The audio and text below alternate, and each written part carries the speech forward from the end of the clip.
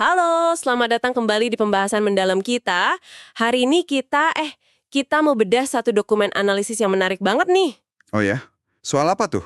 Tentang Mazmur 23. Siapa sih yang nggak kenal Mazmur ini ya kan? Ya familiar banget itu. Nah, sumber kita ini judulnya 6 inti pokok Mazmur 23 sebagai janji Allah yang terbukti PDF. Isinya itu mengupas 6 janji inti. 6 janji inti. Ya, Oke. dan katanya nih, ini janji yang pasti terbukti buat orang percaya, gitu klaimnya. Jadi, misi kita ya memahami 6 janji ini versi dokumen ini. Menarik, menarik. Oke, kita mulai dari mana? Kita mulai dari ayat pertama aja ya. Ayat 1, Tuhan adalah gembalaku, takkan kekurangan aku. Ayat pembuka yang kuat ya. Betul. Nah, penulis dokumen ini langsung fokus ke frasa takkan kekurangan aku. Oke. Ini dilihatnya bukan cuma harapan loh, tapi keyakinan penuh, gitu. Jadi kayak kepastian gitu ya. Iya, kepastian. Katanya pemeliharaan kita, jasmani rohani itu udah jadi tanggung jawab Tuhan sepenuhnya. Sebagai gembala kita. Masuk akal sih, konsep gembala kan gitu ya. Analisisnya ini dihubungin ke Filipi 4:19. Tahu kan? Yang soal Tuhan mencukupkan semua kebutuhan kita itu. Iya, Filipi 4:19. Sering banget itu dikutip. Nah, terus ada poin menarik apa lagi dari sumber ini soal ayat pertama? Ada. Justru soal keraguan kita. Kalau kita ragu soal pemeliharaan ini. Gimana tuh? Menurut dokumen ini, itu bukan sekedar ya ujian iman biasa, tapi malah jadi kayak gejala. Gejala? Gejala apa? Gejala kalau kita tuh belum paham betul siapa Tuhan itu. Dan siapa kita sebagai dombanya. Gitu interpretasinya. Wah, dalam juga ya refleksinya. Jadi keraguan itu nunjukin kurangnya pengenalan gitu ya. Kayaknya gitu arahnya. Nah, lanjut ke ayat 2 sama 3a. Ia membaringkan aku di padang hijau, membimbing ke air tenang, menyegarkan jiwaku. Ini bagian yang adem banget ya rasanya. Iya, dan sumber ini menyoroti kontrasnya. Antara ketenangan dari Tuhan ini sama kebisingan dunia luar. Oke, kontras tenang vs bising, terus? Ini dikaitin sama Yesaya 26 ayat 3 tentang damai sejahtera buat hati yang teguh percaya pada Tuhan. Benar-benar. Ada kaitannya ya. Terus refleksi dari penulisnya gimana soal ini? Nah, ini dia yang tadi saya bilang agak nusuk. Oh ya, kenapa tuh? Katanya gini, kalau Anda nggak merasa damai, mungkin Anda masih jalan pakai logika sendiri. Maksudnya? Belum benar-benar ikut tuntunan sang gembala ke air tenang itu. Seolah-olah kedamaian itu ya, konsekuensi dari kita nyerahin diri. Gitu. Jadi kalau masih riweh sendiri, mungkin belum sepenuhnya berserah gitu ya? Bisa jadi gitu interpretasinya. Nah, ketenangan ini nyambung ke poin berikutnya di ayat 3b. Oke, ayat 3b. Ia menuntun aku di jalan yang benar, oleh karena namanya. Ya, penulisnya mengklarifikasi nih. Jalan yang benar itu bukan soal hidup enak, nyaman secara duniawi. Bukan itu ya? Terus apa dong? Tapi hidup sesuai kehendak Tuhan. Itu intinya. Dan katanya, Tuhan tuh komitmen menjaga namanya dengan cara menuntun kita di jalan itu.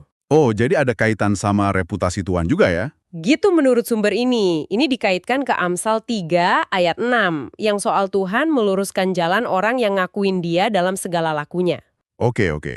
Terus ada refleksi lagi? Ada. Ini nyambung lagi. Kalau kita merasa tersesat, itu bisa jadi sinyal kita mulai ngandelin diri sendiri lagi. Udah nggak fokus sama pimpinannya. Wah, jadi kayak alarm gitu ya. Kalau mulai ngerasa lost, cek lagi. Jangan-jangan kita udah jalan sendiri. Gitu ya? Betul, kayak gitu kira-kira. Oke, lanjut ya ke ayat 4. Ini juga terkenal banget.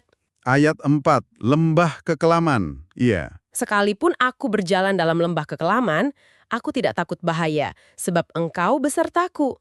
Nah, penekanannya di sini. Apa itu? Tuhan tuh nggak janji hidup kita bakal bebas dari lembah kekelaman. Nggak ada janji itu. Oke, jadi masalah pasti ada ya? Iya, tapi janjinya adalah Dia menyertai kita.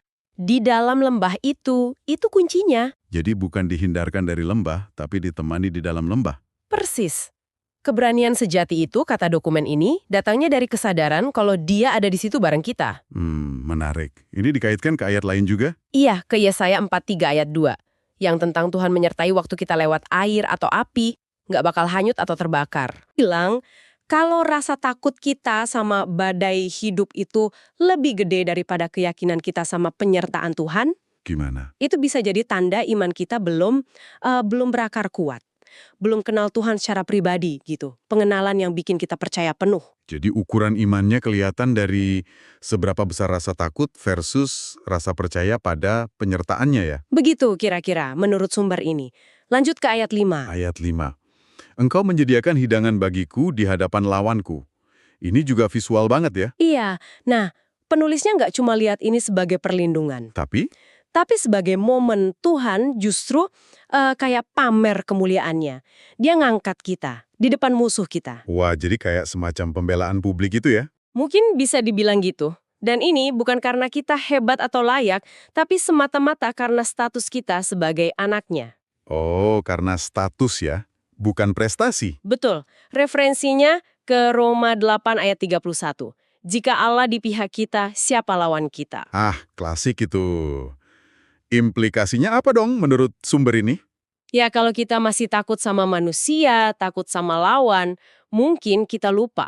Lupa apa? Lupa kalau Tuhan sendiri yang menyediakan kemenangan dan kehormatan itu. Sumbernya bukan dari dunia, tapi dari Dia. Pengingat yang bagus tuh. Oke, tinggal ayat terakhir ya, ayat 6. Ya, ayat 6. Kebajikan dan kemurahan belaka akan mengikuti aku, dan aku akan diam dalam rumah Tuhan. Ini kayak puncak janjinya gitu ya. Betul. Ini dilihat sebagai janji double. Ada berkat di dunia ini, yaitu kebajikan dan kemurahan yang ngikutin kita terus. Oke, berkat di dunia. Terus yang kedua? Jaminan hidup kekal bareng Tuhan.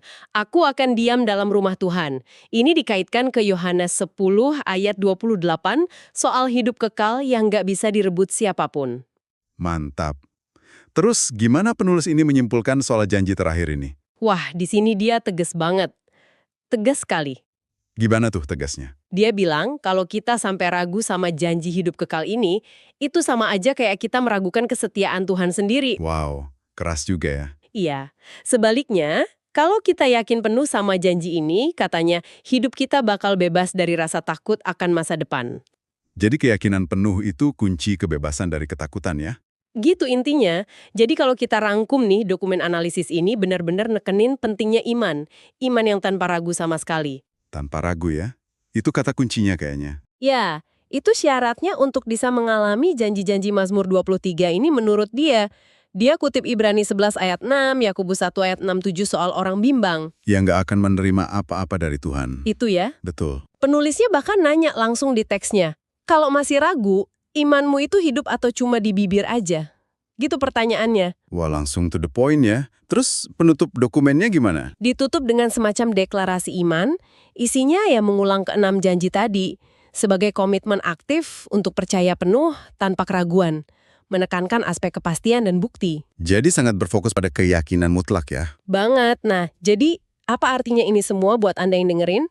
Sumber yang kita bedah hari ini ya, dia menyajikan Mazmur 23 itu bukan cuma puisi indah. Tapi Sebagai rangkaian janji ilahi yang aktif, yang terbukti, begitu klaimnya. Tapi ya itu tadi syaratnya iman yang penuh menurut interpretasi spesifik dokumen ini. iya, penekanannya kuat banget di situ ya. Nah, melihat penekanan pada keyakinan mutlak dan tanpa ragu ini, ada satu pertanyaan yang mungkin menarik buat direnungkan nih. Apa tuh? Gimana ya caranya kita bisa bedain antara iman yang teguh seperti yang digambarkan di dokumen ini dengan, katakanlah, sikap penyangkalan terhadap realita atau terhadap kesulitan hidup yang emang nyata? Pertanyaan bagus itu. Di mana batasnya ya? Antara iman teguh sama denial. Iya, itu mungkin sesuatu yang bisa Anda pikirkan lebih lanjut. Oke, terima kasih sudah menyimak pembahasan kita kali ini. Sampai jumpa lagi di eksplorasi kita berikutnya.